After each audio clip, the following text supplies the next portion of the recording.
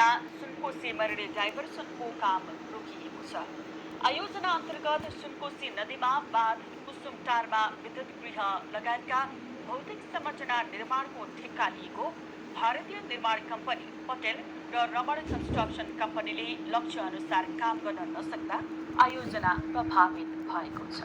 समाधान दर्शकहरू, आज हामी समाचार सङ्कलनको क्रममा सिन्धुली जिल्लामा सञ्चालित राष्ट्रिय गौरवको रूपान्तरकारी आयोजना सुनकोशी मरिन डाइभर्सनको यो आयोजना स्थल कुसुमटारमा रहेका छौँ। पृष्ठमा यहाँहरू देख्न सक्नुहुन्छ अहिले तीव्र ढङ्गले काम हुने यो पिक आवरमा यहाँका सम्पूर्ण मेसिनरीहरू अहिले शून्य भएर अहिले उभिएको यहाँहरू देख्न सक्नुहुन्छ। यो आर्थिक वर्षको अन्तिम महिनामा तीव्र ढङ्गले विकास आयोजनाहरूको काम हुनुपर्ने समयमा समेत अहिले आयोजना स्थल सुनसान देखिएको छ।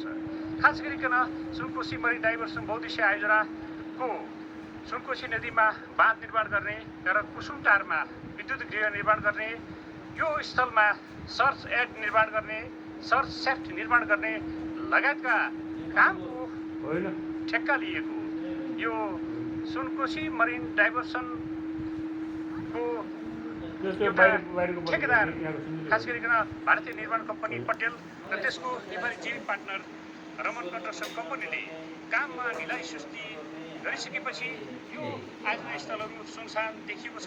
यहाँ पहिला राम्रो बाटो थियो, अहिले खनेर बिगार्यो। पानी पर्दाखेरि यहाँ हिलो हुन्छ, हिँड्नु पनि अप्ठ्यारो भइरहेछ। ठेकेदार पनि कहाँ छ थाहा छैन। यति भन्न चाहन्छु म। कामको अनुभवको निरीक्षण र यसको सुपरभिजन गर्ने सुनकोशी मरिन डाइभर्सन बहुद्देश्य आयोजना कार्यालयले सम्बन्धित कन्ट्र्याक्टरले काम गर्न नसकेको, वर्षमा म पनि ओल कभर गरेको अङ्कको 1% समेत काम गर्न नसकेको ठहर गर्दै सिँचाइ विभाग लगायतका माथिल्लो निकायमा आफ्ना धारणाहरू राखिसकेको छ र सम्बन्धित माथिल्लो निकायले यो समयमै निर्णय लिन नसक्दाखेरि सुनकोशी मरिन डाइभर्सन बहुद्देश्य आयोजनाको कामलाई पछाडि धकेलिरहेको अवस्था छ।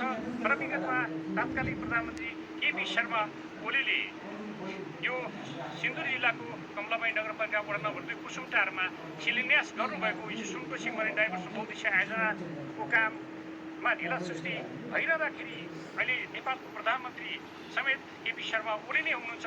तर उहाँकै यो कार्यकालमा यो काममा ढिला सुस्ती भइरहँदा सम्बन्धित सरकारी निकायहरू भने मौन देखिएका छन् र यसले गर्दाखेरि 31 मेगावाट विद्युत उत्पादन गर्ने लक्ष्य र तराईका जिल्लाहरूमा 12 महिना कुल सिँचाइ हुने जुन नेपाल सरकारको लक्ष्य पनि यो पुरा हुने देखिएको छैन। एभेन्यू खबरका लागि शङ्कर कार्की, कुसुमटार, सिन्धुली।